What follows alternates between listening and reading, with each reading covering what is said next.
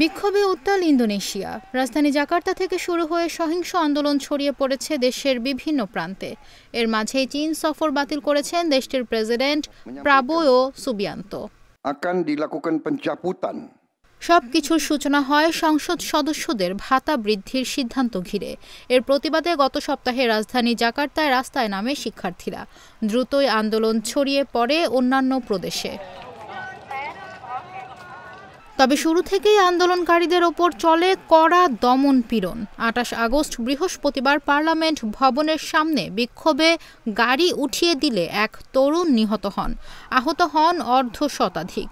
পরদিন দক্ষিণ সুলাওয়েসির মাকাসারে প্রাদেশিক সংসদ ভবনে আগুন ধরিয়ে দেয় বিক্ষোভকারীরা। এতে আরও ৩ জনের মৃত্যু হয়। এমন উত্তাল পরিস্থিতিতে চীনে অনুষ্ঠিতব্য সাংহাই কোঅপারেশন অর্গানাইজেশনের শীর্ষ সম্মেলনে অংশ না নেওয়ার সিদ্ধান্ত নিয়েছেন প্রেসিডেন্ট প্রাবোয়ো। শনিবার মুখপাত্র জানান, দেশে চলমান পরিস্থিতি সরাসরি পর্যবেক্ষণ করে দ্রুত সমাধানে পৌঁছাতে চান তিনি। Presiden ingin terus memantau secara langsung। চীনের তিয়ানজিন শহরে ২ দিন ব্যাপী এই সম্মেলন শুরু হয়েছে আজ, যেখানে উপস্থিত রয়েছেন ২০টির বেশি দেশের নেতারা। ইন্দোনেশিয়ায় চলমান এই সংকটকে প্রেসিডেন্ট প্রাবোয়োর সরকারের প্রথম বড় পরীক্ষা হিসেবে দেখা হচ্ছে।